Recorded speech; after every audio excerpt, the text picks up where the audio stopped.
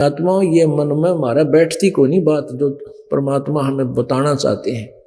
काल के जाल से निकलने के ये फार्मूले हैं और इन फार्मूलों ने अप्लाई करोगे तो आप काल के जाल से ऊपर उठोगे, ना तो उठे ना जा। ठीक है, जैसा करोगे, जैसी साधना करोगे वैसा तो फल आपको मिलेगा ही मिलेगा।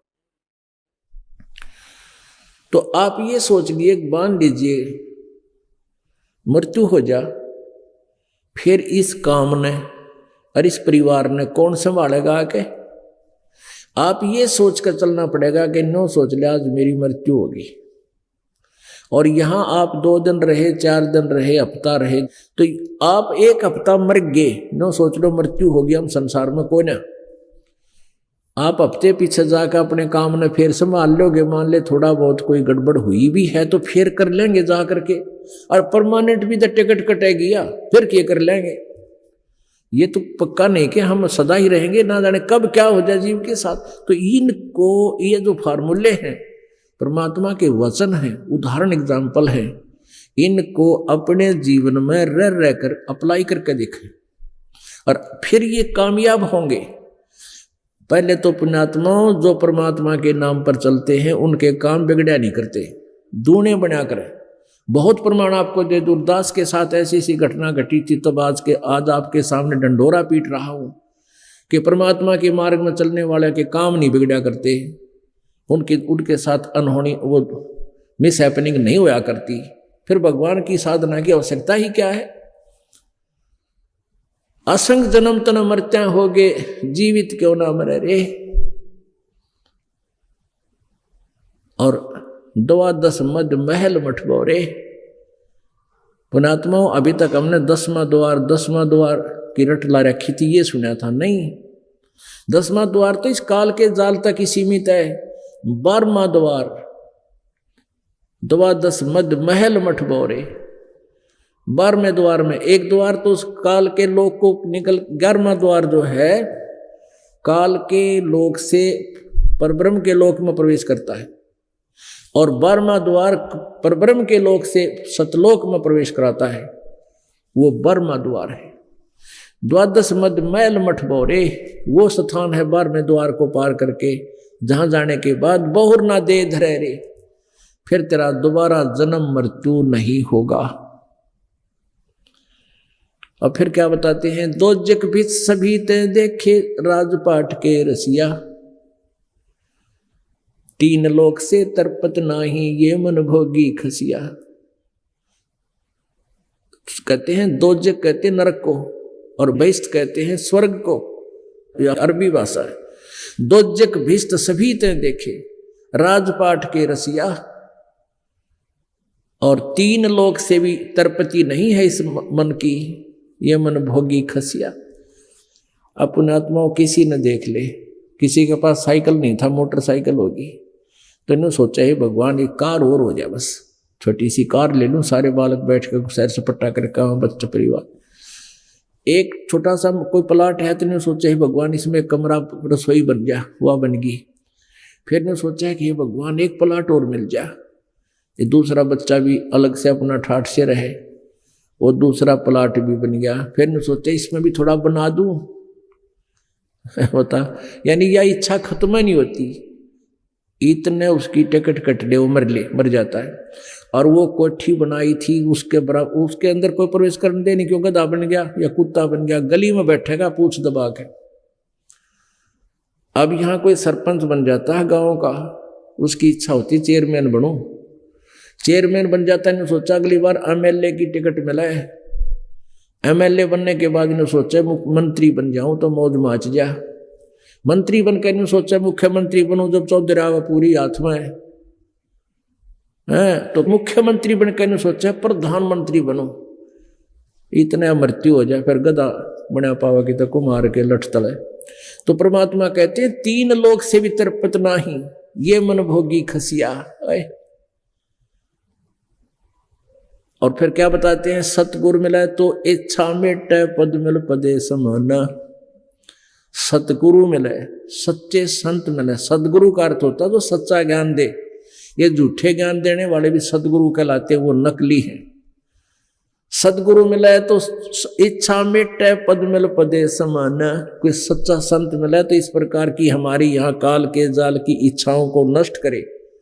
इन अन्य साधनाओं और इन पदवियों और इंद्र कुबेर इसकी पदवी तक भी हमें रिजेक्ट हो नहीं चाहिए। तो ऐसा संत मिले, सदगुरु मिले तो इच्छा मिटे पद मिल पदे समाना। पद, पद माने यहां पर इस पद के कई अर्थ बनते हैं।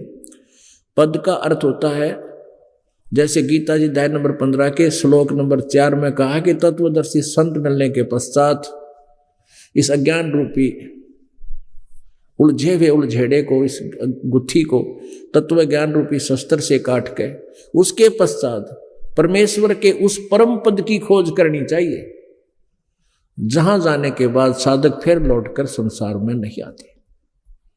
और जिस परमेश्वर ने से सारे ब्रह्मांडों की रचना हुई है, जिसने सारे संसार रूपी वृक्ष की को रचा है, तो क्या बताया है कि पद मिल पदे समाना है। पद, पद माने और दूसरा अर्थ होता पद्धति, वे ऑफ वर्शिप, पूजा की विधि। तो सही साधना करके उस परम पद को प्राप्त करता है। पद मिल पदे समाना। और चल हंसा उस लोक पठाऊं जो आदि अमर अस्थान। कि चल हंसा, हे प्यारी आत्मा, ये साधना जो हम बताएंगे, ये पद्धति जो आपको देंगे विधि पूजा की, इससे कहते हैं उसको उस अमर लोक में, शाश्वतम स्थान में, चल हंसा उस लोक पठाऊं, उस लोक में भेज दूं, शाश्वतम स्थानम। 18वें अध्याय के 62वें श्लोक में कहा कि अर्जुन तू सर्वभाव से उस परमेश्वर की शरण में जा, उसकी कृपा से तू परम शांति को और सनातन परम धाम को प्राप्त होगा। तो यहां कहते हैं सदगुरु मिले तो इच्छा मिटे पद मिल पदे समाना, और चल हंसा उस लोक पठाऊं जो आदि अमर अस्थाना, जो शाश्वतम स्थानम, सनातन परम धाम है, आदि अमर, सदा से अमर है, सबसे पहले वाला। और वहां क्या सुख है? चार मुक्ति जहां चंपी करती माया होरी दासी, दास गरीब अभय पद पर से वो मिले राम अविनाशी। ओए होए, वहां पर इतना सुख है। चार मुक्ति जहां चंपी करती, यहाँ की 4 सिद्धियां हैं। इस काल के लोक में ब्रह्म तक की साधना करने वालों को 4 मुक्तियां प्राप्त होती हैं।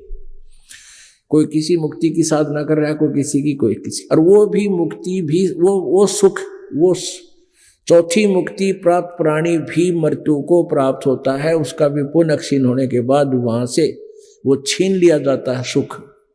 जैसे यहाँ राजा, मंत्री, मुख्यमंत्री, प्रधानमंत्री, राष्ट्रपति बना हुआ है, जैसे पीछे पोलैंड का पूरा कैबिनेट, यानी पूरा मंत्री, प्रधानमंत्री, सारे मंत्री, वो सारे के सारे एक के विमान में यात्रा कर रहे थे, सारे मर गए, एक्सीडेंट हो गया।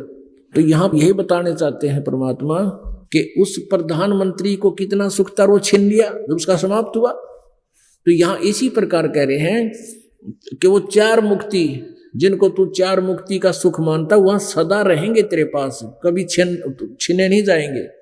4 मुक्ति जहां चंपी करती माया होरी दासी, दास गरीब अभय पद पर से वो मिले राम अविनाशी। वो सुख होगा वहां सतलोक में। पुण्यात्माओं, ज्ञान से ही पता चलता है। आप जी को पहले जितना ज्ञान था उसी पर आप सिर दड़कीबाजी लगाए हुए थे। गीता जी अध्याय नंबर 2 के श्लोक नंबर 46 में कहा कि अर्जुन, बहुत बड़े जलाशय की प्राप्ति के उपरांत उस छोटे जलाशय में जैसी आस्था रह जाती है, ऐसे ही तेरा जब तुझे उस तत्व ज्ञान के आधार से पूर्ण परमात्मा की महिमा से तू परिचित हो जाएगा, अन्य भगवानों में तेरी ऐसी आस्था रह जाएगी। जैसे पहले जब ये गीता बोली गई, गीता जी का जब ज्ञान दिया गया, उस समय सभी लोग तालाबों पर आश्रित रहते थे। वर्षा ठीक होती थी, तालाब भर जाते थे। वो ऐसे तालाब होते थे कुछ तो 1 वर्ष वर्षा ना हो तो वो सूख जाते थे, और उसी पर आश्रित होते थे। 20-20, 30-30 परिवार रहते थे, उसी से सिंचाई कर लेते थे, उसी से नहाते थे, उसी को पीते थे। तो ये बता रहे हैं कि उस ऐसी स्थिति वाले तालाब का जिसको पता है कि इसकी औकात, इसकी अक्षमता थोड़ी है, वर्षा ना हो तो सूख जाएगा और आश्रित परिवार भी नष्ट हो जाएंगे, जल के अभाव से मृत्यु को प्राप्त हो जाएंगे। और उन परिवारों को अरे बहुत बड़ा सरोवर मिल जावे, तालाब, झील मिल जावे, बहुत बड़ा जलाशय, 10 वर्ष वर्षा ना हो तो भी उसका जल समाप्त ना हो, कहते हैं फिर उन परिवारों की, उस प्राणी की जैसी आस्था उस छोटे जलाशय में रह जाती है। वो उसने बुरा नहीं लगता, लेकिन वो काम चलाऊ सरकार है और वहां उसको पर्याप्त मात्रा में जल है और वो कभी दुखी नहीं होगा, तो तुरंत उसको त्याग कर वो वहां पहुंच जाता है। भले ही वो जल भी अच्छा है लेकिन वो सफिशिएंट नहीं है। तो ऐसे ही हम जो साधना जिन भगवानों की पूजाएं करते थे, भले ही ये अच्छे भगवान थे लेकिन ये मोक्षदायक नहीं थे, अविनाशी नहीं थे। अब हमने अविनाशी परमात्मा में लगे तो कौन पीछे रहेगा। समझा है तो सिर दर पाओ, बहुर नीरे ऐसा दाओ। बोलो सतगुरुदेव। परम पिता परमात्मा पूर्ण ब्रह्म सारी सृष्टि के रचनहार कबीर परमेश्वर जी की असीम कृपा से आप जी को ये सत्संग प्राप्त हुआ।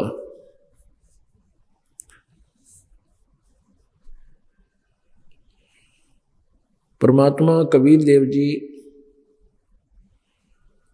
ये आप जी के, हम सब के एकमात्र मालिक हैं। हम सभी इसी कबीर साहब की आत्मा हैं।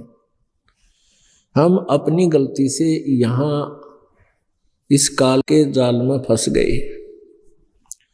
अब इससे निकलने का तरीका हमारे पास नहीं था। काल के जाल में ही जो भी साधनाएं हम करते थे वो काल के जाल में फंसे रहने की ही थी, क्योंकि ये काल भगवान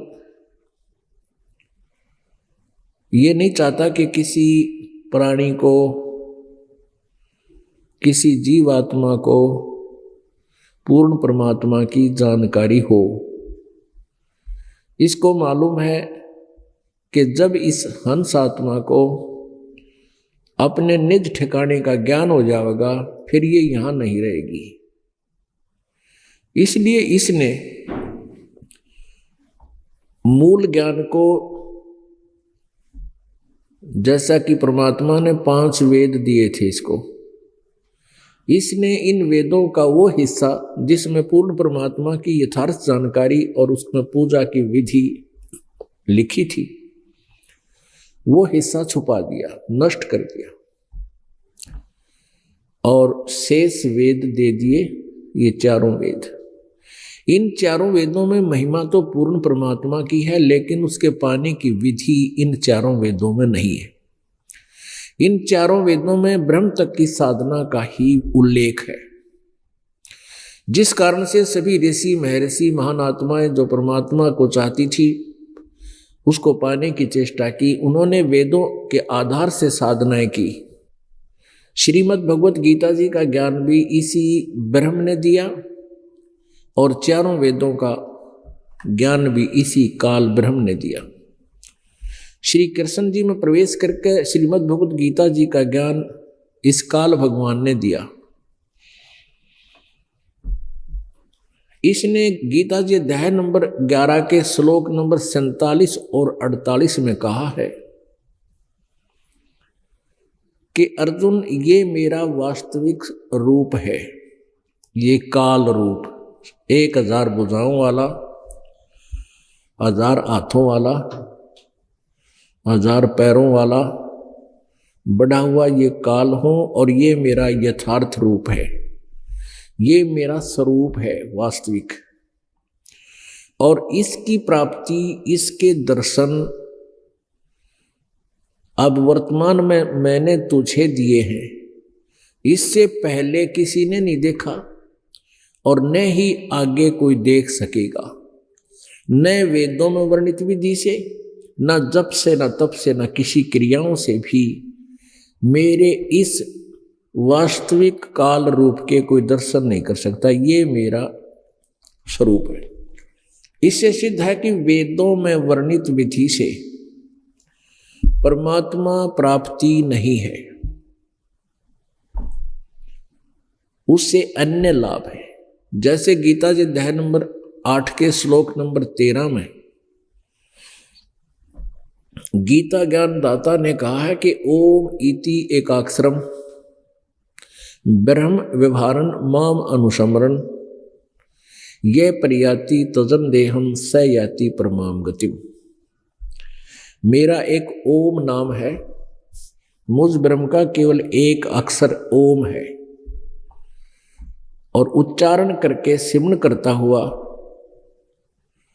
जो शरीर छोड़कर जाता है, शरीर छोड़कर जाते समय यानी अंतिम श्वास तक जो इसका जाप करता है वो मेरे वाली गति को प्राप्त करता है। ब्रह्म साधना ओम नाम के जाप से क्या प्राप्ति होती है? ब्रह्मलोक की प्राप्ति होती है। श्रीमद् देवी भागवत में 7वें स्कंद में गीता प्रेस गोरखपुर से प्रकाशित प्रश्न नंबर 562 और 63 पर देवी खुद कह रही है हिमालय राजा से कि राजन मेरी भी साधना त्याग दीजिए, सब साधनाएं छोड़कर केवल यदि मोक्ष प्राप्ति करनी है ओम नाम का जाप जप है, ये आत्मा और सब पूजाएं, सब साधनाएं, सब बातों को त्याग दे, उससे वो ब्रह्म प्राप्ति होगी, ब्रह्म को प्राप्त कर लेगा। और वो ब्रह्मलोक में रहता है, ऊपर दिव्य आकाश रूपी ब्रह्मलोक में रहता है। तो इससे सिद्ध हुआ कि ओम नाम के जाप से ब्रह्म की प्राप्ति मीन ब्रह्मलोक में पहुंच जाता है ये प्राणी, बाकी उसके दर्शन नहीं होते। ब्रह्मलोक में पहुंच जाता है ये प्राणी, और ब्रह्मलोक में गए हुए प्राणी भी फिर पुनर्वर्ती में है, उनका पुनर्जन्म मृत्यु सदा बना रहता है। तो इससे सिद्ध हुआ कि गीता ज्ञान दाता कहता है कि मेरा ये स्वरूप है, मेरी प्राप्ति न किसी जप से, न तप से, न किसी क्रिया से, वेदों में वर्णित विधि से भी, यज्ञ आदि से भी मेरी प्राप्ति नहीं हो सकती। इससे सिद्ध है कि वेदों में वर्णित विधि से प्रभु प्राप्ति नहीं है, अन्य उपलब्धियां हो जाती हैं, सिद्धियां आ जाती हैं, स्वर्ग महास्वर्ग प्राप्त हो जाता है, जिसको ब्रह्मलोक कहते हैं, महास्वर्ग को। ये देखिएगा श्रीमद् भगवत गीता, गीता प्रेस गोरखपुर से प्रकाशित है। जयदयाल गोविंद का इसके अनुवादक हैं। अध्याय नंबर 11 का ये देखिएगा, गीता अध्याय नंबर 11 का श्लोक नंबर 32।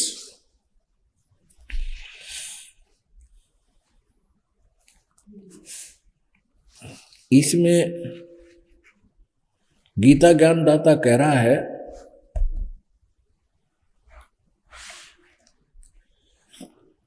कि लोकों का नाश करने वाला बड़ा हुआ महाकाल हूं, इस समय इन लोकों को नष्ट करने के लिए प्रकट हुआ हूं।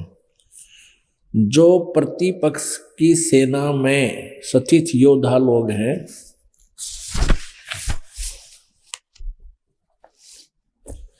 वे सब तेरे बिना भी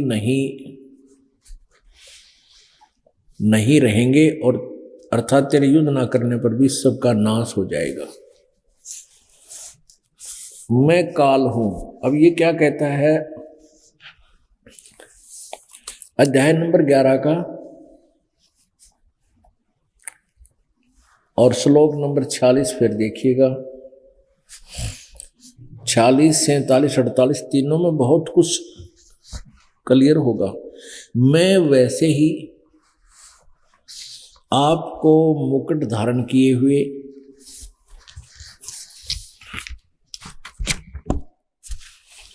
गदा और चक्र हाथ में लिए हुए देखना चाहता हूं।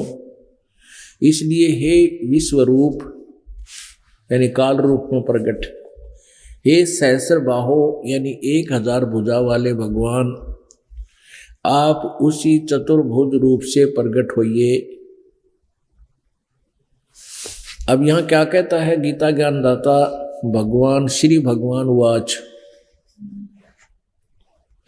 ये है श्री भगवान वाच। और यहां देखिए 47 पे, हे अर्जुन अनुग्रह पूर्वक मैंने अपनी योग शक्ति के प्रभाव से यह मेरा परम तेजों में सबका आदि सीमा रहित विराट रूप तुझको दिखलाया है। मैंने अपना विराट रूप दिखा दिया जिसे तेरे अतिरिक्त दूसरे किसी ने पहले नहीं देखा था। 48 में कहा है, अध्याय नंबर 11 का ही यह श्लोक 48 है। हे अर्जुन मनुष्य लोक में इस प्रकार विश्व रूप वाला मैं न वेदों और यज्ञों के अध्ययन से, इसका अर्थ है ना तो वेदों से और ना यज्ञों के और ना ही स्वाध्याय से, वेदों में जो ज्ञान गायत्री मंत्र जाप कराने कहते इससे भी नहीं, न दान से न क्रियाओं से और न उग्र तपों से तेरे अतिरिक्त दूसरे द्वारा देखा जा सकता हूं। स्पष्ट कर दिया है कि मैं हे अर्जुन इस मनुष्य लोक में इस प्रकार रूप वाला मैं न वेदों और यज्ञों के अध्ययन से, न अर्थात वेदों में वर्णित विधि जो यज्ञ आदि है उनसे, और न दान से और न क्रियाओं से और न उग्र तपों से तेरे अतिरिक्त दूसरे के द्वारा देखा जा सकता हूँ। किसी के द्वारा न उग्र तपों से तेरे अतिरिक्त दूसरे द्वारा देखा जा सकता हूँ, अर्थात नहीं देखा जा सकता। अब यहां समस्या आती है थोड़ी सी 49 में, मेरे इस प्रकार के इस विकराल रूप को देखकर तुझको व्याकुलता नहीं होनी चाहिए और मूढ़ भाव नहीं होना चाहिए। तू भय रहित और प्रीति युक्त मन वाला होकर उसी मेरे यानी चतुर्भुज रूप को फिर देख। शंख चक्र गदा पद्म युक्त चतुर्भुज रूप को तू फिर देख। ये विष्णु रूप बना लिया इसने, विष्णु रूप। अध्याय नंबर 11 का अब आपने 49 देख लिया, अब 50 देखो। ये 50 है। ये वासुदेव भगवान ने, अब ये कौन बोल रहा है? संजय बतावा है। वासुदेव भगवान ने अर्जुन को के प्रति इस प्रकार कहकर फिर वैसे ही अपने चतुर्भुज रूप को दिखलाया और फिर महात्मा श्री कृष्ण ने सौम्य रूप होकर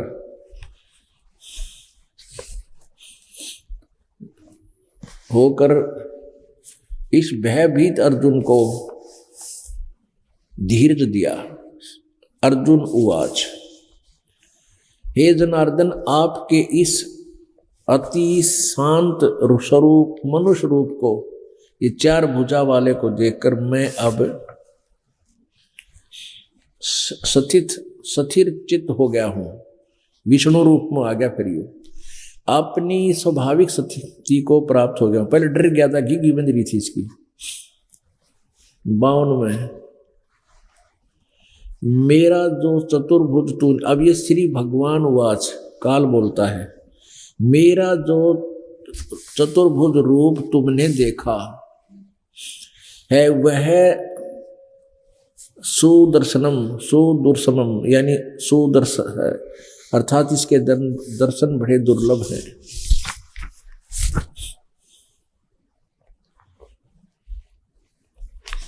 देवता भी सदा इस रूप के दर्शन की आकांक्षा करते हैं। यानी चतुर्भुज रूप, विष्णु रूप भी सब नहीं देख पाते।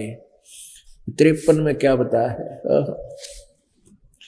जिस प्रकार तुमने मुझको देखा और इस प्रकार चतुर्भुज वाला रूप मैं न वेदों से वर्णित विधि में, न तप से, न दान से, न यज्ञों से देखा जा सकता हूं। आगे देखो, परंतु अर्जुन, ये चम्मन में 53 तक पढ़ लिया। परंतम अर्जुन, परंतु हे परंतम अर्जुन, अनन्य भक्ति के द्वारा इस प्रकार चतुर्भुज रूप वाला मैं प्रत्यक्ष देखने के लिए, तत्व से जानने के लिए तथा प्रवेश करने के लिए, अर्थात एक ही भाव से प्राप्त होने के लिए मैं शक्य हूं। हे अर्जुन, जो पुरुष केवल मेरे ही संपूर्ण कर्तव्य कर्मों को करने वाला, मेरा प्राण, मेरा भक्त, आसक्ति रहित है, संपूर्ण प्राणियों में वैर भाव से रहित है, वह अनन्य भक्ति युक्त पुरुष मुझको ही प्राप्त होता है। इसका अर्थ सीधा सही, ये लास्ट है, ये इति, ये खत्म हो गया 11वां अध्याय। अपने आत्माओं, अब काल ने स्पष्ट कर दिया है, मेरी प्राप्ति ना वेदों में वर्णित विधि से, ना किसी तप से, ना जप से, ना ज्ञान से, ना किसी प्रकार से, कोई नहीं, ना क्रियाओं से मेरी प्राप्ति नहीं हो सकती। इसलिए इन ऋषि महर्षियों ने बहुत हठ योग भी किए, साधनाएं भी की, वेदों में वर्णित विधि से ओम नाम का जाप करके हजारों वर्षों तक भी लगे रहे, परमात्मा प्राप्ति नहीं हुई। अंत में इन्होंने अपनी ही थ्योरी बना दी, सिद्धांत बना दिया कि परमात्मा निराकार है। अब इस काल भगवान ने एक ऐसा जाल फैला दिया कि सभी पूरे विश्व में, चाहे किसी भी मजहब धर्म के अनुयायियों से पूछ लीजिए, वो कहेगा गॉड इज फॉर्मलेस, परमात्मा निराकार है। और सारे सदग्रंथ बता रहे हैं परमात्मा साकार है, सशरीर है, मनुष्य के सदृश है, उसका नाम कबीर है, कबीर देव, कबीर साहब, अल्लाहू अकबर, उसी को कहते हैं। पुण्यात्माओं, परमेश्वर कबीर देव जी ने स्वयं ही यहां आकर के ये ज्ञान सुलझाया और समझाया कि तुम काल के जाल में फंसे पड़े हो, परमात्मा की भक्ति के बिना तुम्हारा जीवन व्यर्थ है। क्या बताया करते थे प्रभु, मानुष जन्म पाय कर नहीं रट हरि नाम, जैसे कुआ जल बिना फिर बनवाया क्या काम। कबीर हरि की भक्ति करो, तज माया के चोजे, बार बार ना पाइयो ये मनुष्य जन्म की मौजे। मानुष जन्म दुर्लभ है ये मिले न बारंबार, जैसे तरवर से पत्ता टूट गिरे वो बहुर न लगता डार। कबीर संत मिलन को जाइयो, तज माया अभिमान, जो जो कदम आगे रखे ओहे यज्ञ समान। नाम रटत कन्या भली, साकट भलो न पूत, जैसे छेरी के गल में गलथना, जिसमें दूध ना मूत। राम रटत कोढ़ी भलो, चू चू पड़े जो चाम, ये सुंदर शरीर किस काम का, जा मुख नाही नाम। राम रटत दारी दर भलो, टूटी घर की छान, ये सुंदर महल किस काम के, जा भक्ति नहीं भगवान।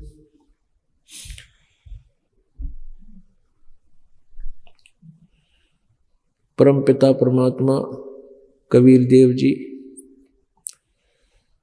हम काल जाल में फंसी हुई आत्माओं को समझाना चाहते हैं कि आप जी को धोखे में रखकर यहाँ डालकर यहाँ रखा हुआ है।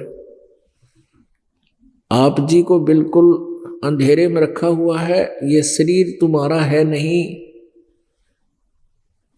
और जिस संपत्ति को आप अपना माने बैठे हो ये तुम्हारी कैसे हो सकती है।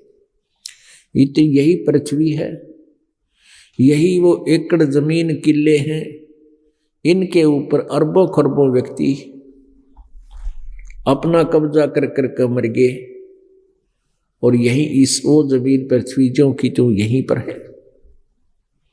तो परमात्मा कहते हैं काया तेरी है नहीं, ये माया कहां से हो। चरण कमल में ध्यान रखो, इन दोनों ने खो। फिर क्या बताते हैं, नंगा आया जगत में नंगा ही तू जाए, बीच में ख्वाबी ख्याल है ये मन माया भरमावे। परमात्मा कहते हैं ये माया करतार की अपनी कह गंवारे, दो जग धक्के खावेगा नाहक बह बेगारे। इस संपत्ति ने तू अपनी मान रहा है, ये तो हमारी है, अपनी मत समझ। और तू अपना यहाँ इसको अपनी समझे चिपका बैठा है जोक की तरह, ये तेरी महाभूल है।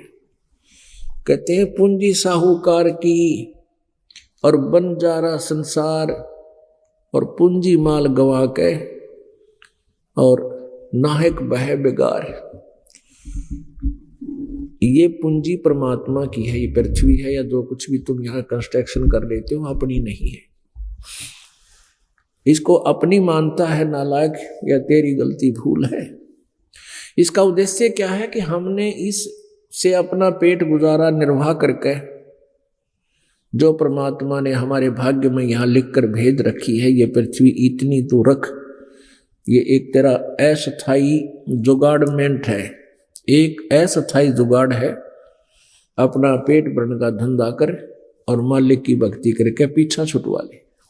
वो समझ में मारा आती को ना, क्योंकि कबीर साहब क्या कहते हैं, कबीर ये माया अटपटी सब घट आने अड़ी, किस किस ने समझाऊं ये कुए भांग पड़ी। या त्रिगुणमयी माया ऐसा भ्रमित किए बैठी है सभी प्राणियों को, इनकी बुद्धि यहीं सेट कर रखी है।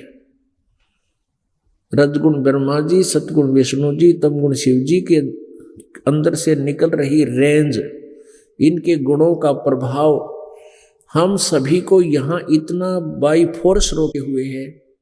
जैसे कोई शराबी शराब पी ले या भांगी भांग पी ले, उसके बस की बात नहीं, वो कहाँ पैर रख रहा है, कहाँ उसका ध्यान है, कहाँ गिरा पड़ा है, कैसे चल रहा है, क्या क्या बोल रहा है लड़खड़ा के हकला के। तो कहने का भाव कि इसी प्रकार इन तीनों गुणों के प्रभाव से इस त्रिगुणमयी माया के कारण हम विवश हो गए। हमारी बुद्धि संतान और संपत्ति पर बाई फोर्स ने जकड़ दी। इसी को कहते हैं जैसे ब्रह्मा जी के गुण रजोगुण से हम प्रभावित होकर संतान उत्पत्ति करते हैं, सभी प्राणी जीव के बस का। और फिर भगवान विष्णु जी के सतोगुण के प्रभाव से हमें एक दूसरे में जकड़े हुए हैं, एक दूसरे में ममता है, मोह है। ये जीव के बस का नहीं कि इससे बेसिक बात बना ले कि इश्ते हट जा। जैसे द्रोणाचार्य जी आचार्य थे, गुरु थे, और वो शिक्षा दिया करते थे कि मोह माया ममता नहीं करनी चाहिए, मोह माया सबकी बहुत भयंकर है, ये जीव की दुश्मन है, मोह नहीं होना चाहिए किसी पुत्र में, पुत्री में, संपत्ति में। और महाभारत के युद्ध में जब यूं कहा, युधिष्ठिर ने ये झूठ बोल दिया था कि अश्वत्थामा हिते, अश्वत्थामा द्रोणाचार्य जी के पुत्र थे, जब उसने ये शब्द सुने कि युधिष्ठिर अगर कह देगा मेरा बेटा मर गया मैं मान लूंगा, क्योंकि अगले दिन द्रोणाचार्य ने युद्ध करना था और द्रोणाचार्य एक नंबर के बहुत बड़े धनुषधारी थे। श्री कृष्ण को पता था कि द्रोणाचार्य पांडवों की तकरीबन सेना ने खत्म कर देगा, इसलिए श्री कृष्ण ने यह चाल चली थी। यानी श्री कृष्ण में काल था, वो काल चाल चल रहा था कि युधिष्ठिर जाकर झूठ बोल दे तू कि अश्वत्थामा मर गया। लेकिन युधिष्ठिर नहीं माना कि मैं झूठ नहीं बोलना चाहता। तो फिर कहा झूठ नहीं बोलना चाहता तो कल तुम्हारी पराजय हो जाएगी, घर से बेघर हो जाओगे, तुम्हारी दुर्गति हो जाएगी। फिर उन्होंने स्कीम बनाई कि ऐसे एक अश्वत्थामा नाम का हाथी है कुंजर, और उसको मार देते हम तीर से। तो कह दिए द्रोणाचार्य के सामने कि अश्वत्थामा मर गया। तो आखिर में वो न्यों राज्य कर लिया उस काल ने, श्री कृष्ण में प्रवेश था कि तू न्यों कह दिए दबी सी आवाज में, भाई पता नहीं हाथी था या आदमी था।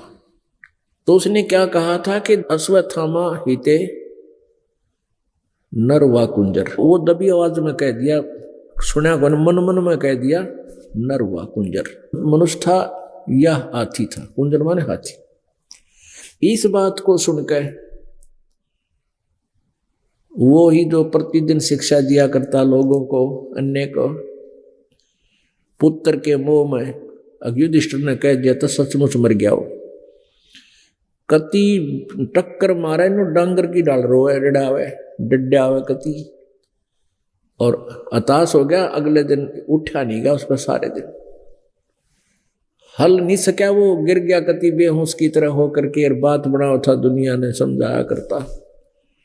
ये तो कबीर परमेश्वर की कृपा हो, उसकी दया से ही जीव के अंदर यह भक्ति शक्ति आकर के इस ममता से, इस तीनों गुणों से कुछ उल्टा हटे। ये निष्क्रिय होंगे एंटीबायोटिक की साधना सिमरण भक्ति से, जो परमात्मा बता रहे इन मंत्रों के जाप से फर्क बहुत पड़ेगा।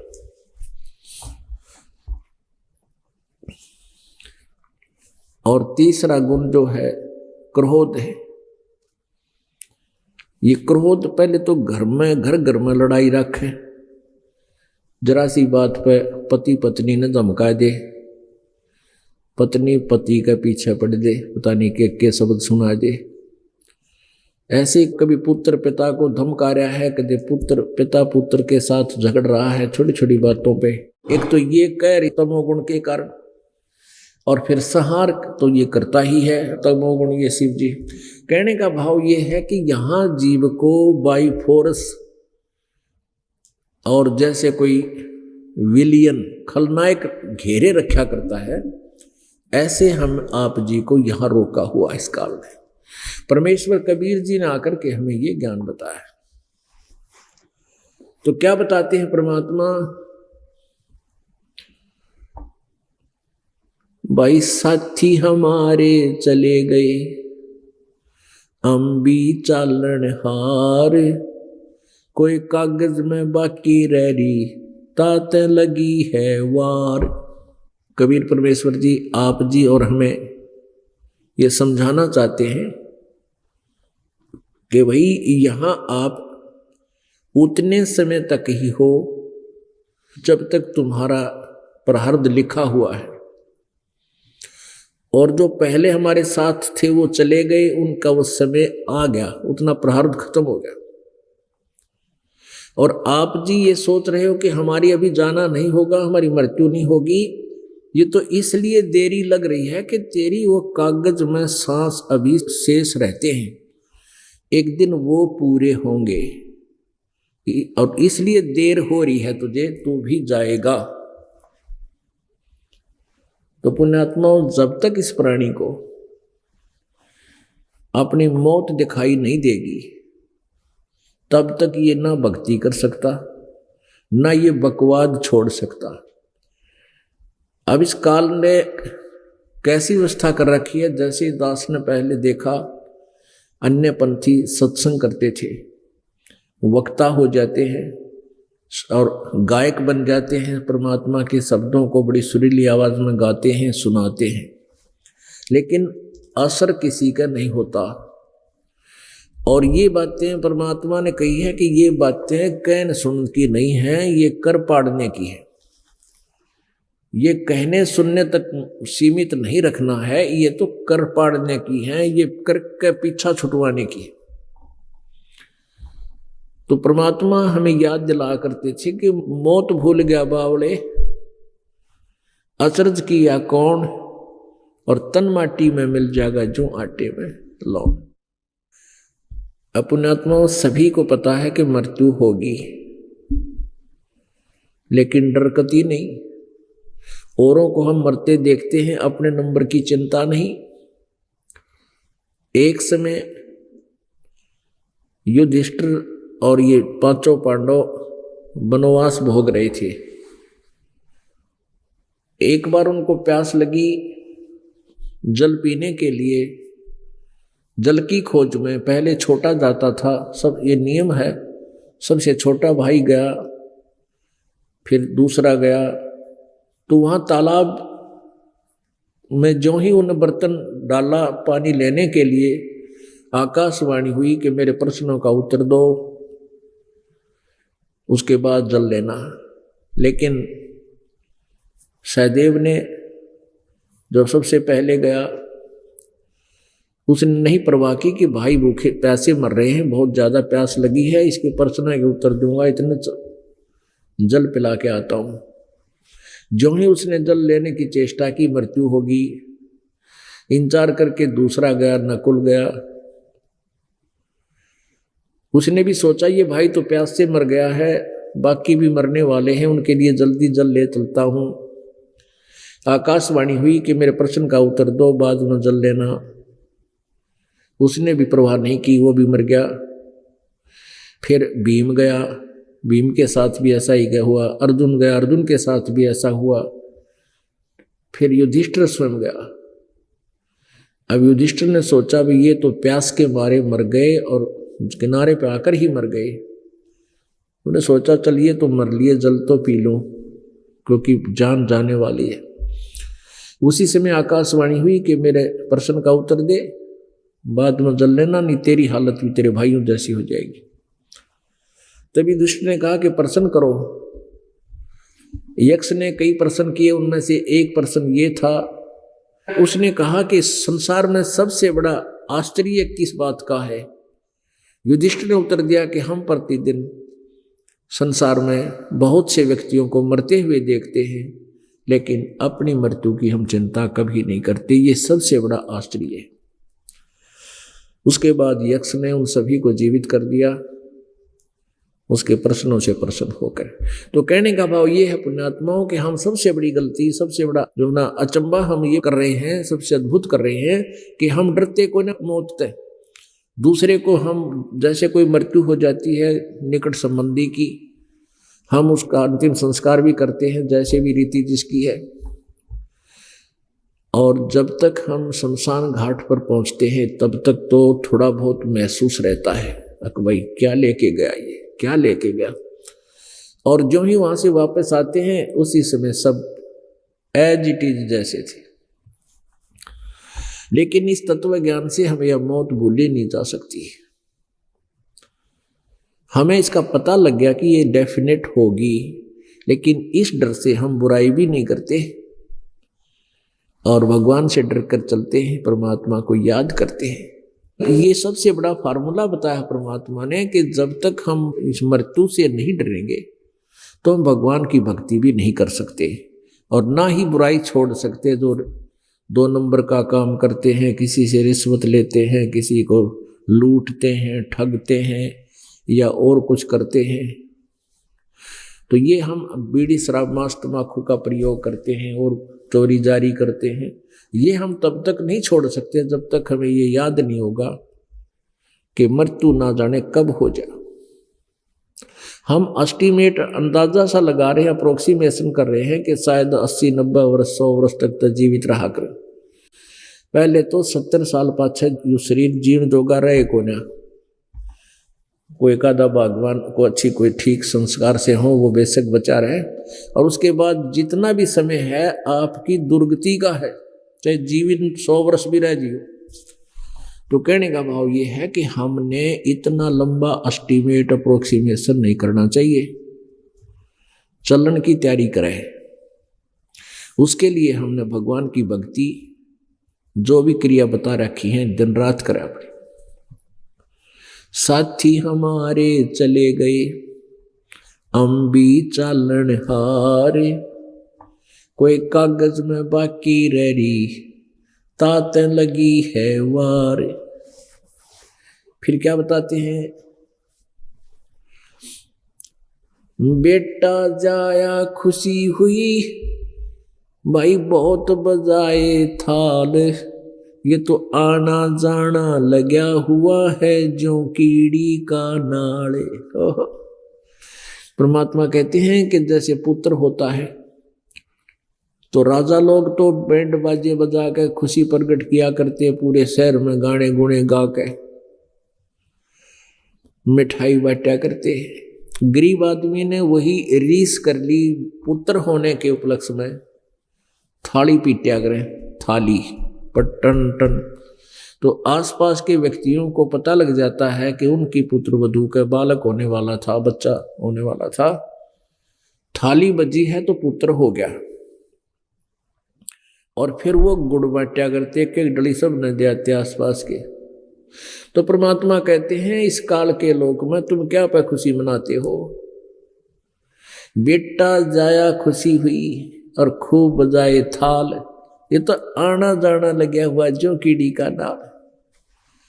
बेटा हो गया, युवा हुआ, शादी की तैयारी हुई, विवाह के लिए बारात जा रही थी, रास्ते में एक्सीडेंट हो गया। और पहले दिन शाम ने नाचे थे, गाँव थे, डीजे ले रहे थे, पंगा पा रहे थे, मेरा उद्मस्तार रखा था। और सुबह वो लड़का भी मर गया जिसका ब्याह था, 5-7 और साथ में मर गए। तो पुण्यात्मा ठीक है, ये नहीं कि विवाह शादी ना करनी या दैनिक क्रियाएं कति छोड़ दे। परमात्मा कहते फिर फंड क्यों करे, ठीक है ब्याह कर लो, सिंपल वे से जाकर अपनी शादी कर लो। लड़का लड़की का ब्याह होना है, चाहे 10 आदमी चले जाओ, चाहे 2000 चले जाओ, उसमें बकवाद और ये फंड करने की क्या आवश्यकता रहेगी, जिस तो भगवान नाराज हो है।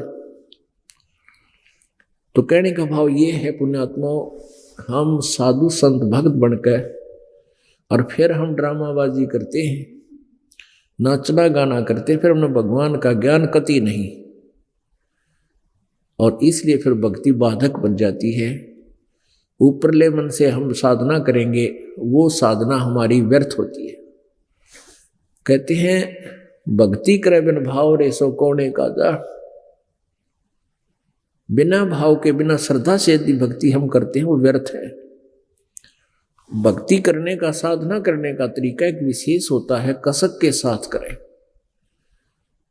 हे परमात्मा मुश्किल से दाव लगा है, ये मनुष्य जीवन मिला है, ये भक्ति मिली है, और कसक के साथ अंदर कसक उठे, जैसे किसी वस्तु की प्राप्ति के लिए कसक होया करे, ऐसे कसक बने अंदर से सुमन के साथ, तो उसका लाभ ज्यादा होता है।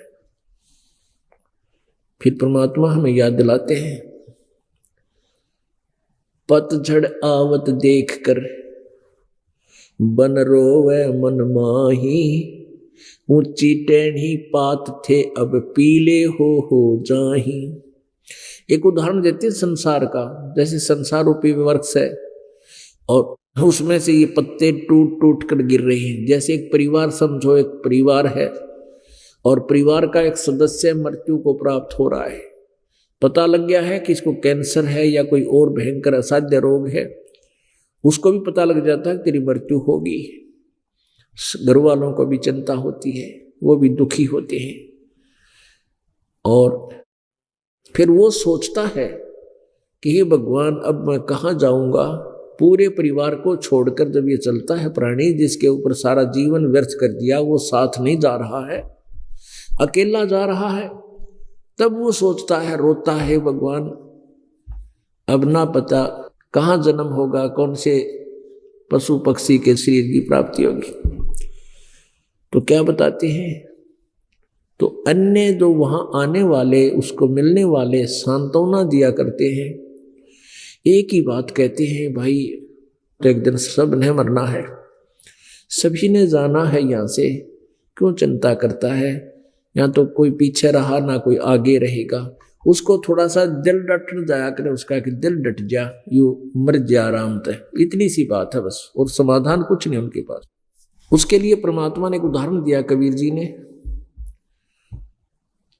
कि पात झड़नता यूं कहे,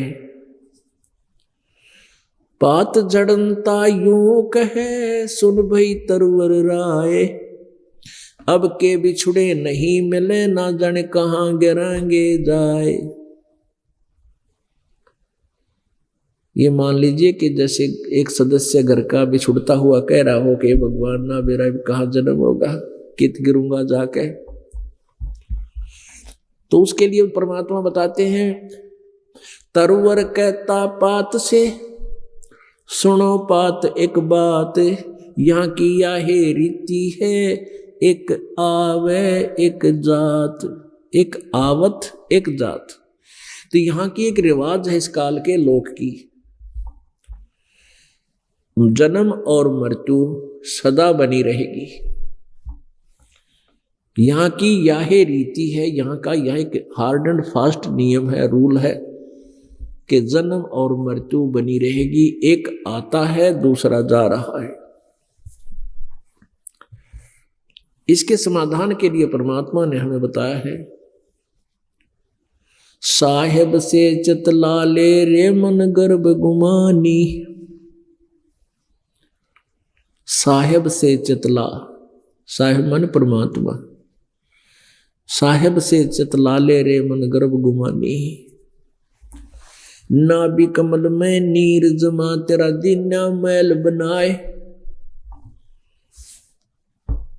नैन नाक मुख द्वारा देही नक्सक साज बनाया, दांत नहीं जब दूध दिया था अमी महारस खाए, बाहर आया भरम बुलाया, बाजे तूर सनाए, तू ही तो छोड़ दी अब चला अधम किस राहे। फिर क्या बताते हैं, भाई 12 वर्ष खेलते बीते, फिर लीना ब्याह कराए, तरुणी नारी से घर बारी, चाल्या मूल गवाए, रातों सोवे जन्म बिगोवे, धुंधी खेत कमावे, और काले काग गए घर अपने, बैठे श्वेत बुगाए, फिर पीछे तो पशुआ कीजे दीजे बैल बनाए, 4 पहर जंगल में डोले, तेरा तो ना पेट भराए, सिर पे सींग दिए मन बोर, एक दूमत मच्छर उड़ावे, और कांधे जुआ जोते कुआ, फिर जो काबूस खावे, फिर पीछे तू खर कीजेगा, कुर्डी चुगने जावे, टूटी कमर पजावे, चढ़े तेरा कागा मांस गिलावे। भाई सुखदेव ने 84 भुगती, कहाँ रंग कहाँ राय, ऐसी माया काल बली की, नारद मुनि बरमाए। अब क्या बताया इसके अंदर, पुण्यात्मा बहुत गहराई से सोचना इसमें क्या कहना चाहा परमात्मा ने। जब ये प्राणी मां के गर्भ में होता है, इसका ऊपर न पैर नीचे न सिर होते हैं, और ये इसको ऐसी पीड़ाएं होती हैं अंदर जैसे कोई मच्छर काट रहे हो, और फिर ये ऐसे मचलता है, ऐसे मचलता है, और मचले अगर वो घूमे नहीं तो मां को पीड़ा होती है, उसकी जान न हो जाए, जब बालक गुम हो जाए, बच्चा गुम हो गया घूम नहीं रहा है, तो मां को ऐसी परेशानियां पैदा हो जाती है। और वो घूमता क्यों है, क्योंकि उसको पीड़ा होती है। पीड़ा होने से जैसे मच्छर काट जाता है, तो उस मच्छर के स्थान पर हाथ पैर मारकर ही हम हाथ से खुरच के उस शांत करते हैं उसके उस दर्द को, पीड़ा को जो थोड़ी सी। ऐसे ही वो उसके मच्छर से लड़ते हैं अंदर शरीर में, इतना परेशान रहता है। फिर ऐसे घूमता है तो माँ के अंदर पेट के साथ उसकी घर्षण होती है, जिससे उसको कुछ राहत मिलती है। अब वो कोई शौक में नहीं घूमता और कोई बैरिंग नीला रखे उसके ऊपर घूमा है, या कोई बिजली नहीं फिट कर रखी, विवश है वो घूमने के लिए। और ना घूमा तो माँ को समस्या। तो पुण्यात्मा तब ये क्या कहता है, परमात्मा मुझे इस नरक से निकाल दो, हे प्रभु मैं कभी नहीं भूलूंगा आपको, सारा जीवन आपको याद करूंगा। अपने दैनिक कार्य को करते करते भी परमात्मा तुझे नहीं भूलूंगा, क्योंकि माँ के गर्भ में इसको सब बातें याद रहती है। जब ये प्राणी माँ के पेट से बाहर आते ही तो तीनों गुणों का एकदम इसके ऊपर अटैक होता है, जैसे 3 इंजेक्शन ला दें इकट्ठे ही। फिर ये भूल जाता तू कौन था, कहाँ से आया था, क्या पिछले जन्म में तेरे साथ बीती थी, जो माँ के गर्भ में जब इसको याद था। फिर ये प्राणी जब मृत्यु को प्राप्त होता है, अब देखो पुण्यात्माओं हम इतने ज्ञानहीन हो गए, हम भूल जाते हैं कि परमात्मा हमारी चिंता हमसे ज्यादा रखता है। माँ के गर्भ में आपकी 9 महीने तक किसने परिवरस की, आपको किसने पाला? माँ को तो ये नहीं पता गर्भ में बेटा है या बेटी है। किसने पाला? परमात्मा ने माँ की नाभि से, आपकी नाभि से इंटरनल कनेक्शन कर दिया। 9 महीने तक वहां पालन पोषण मालिक ने किया, दूसरे का रोल नहीं वहां पर। उसके बाद जब बाहर आया, बाहर आते ही माँ के स्तन में दूध, उससे पहले एक टोपा नहीं था, एक ड्रॉप भी नहीं थी। अपने आत्माओं हम इन बातों को एक देख करके रूटीन मान लेते हैं, ऐसा होता है। क्यों होता है? इसके कारण तक हम पहुंचते नहीं, हम भगवान की महिमा करते नहीं, उनके गुण नहीं गाते, शुक्र नहीं मनाते दाता का। अब कितना दयालु है वो परमात्मा, माँ के स्तन में दूध बच्चे के बाहर आते ही इतना दे दिया, पियो और जूठा छोड़ा।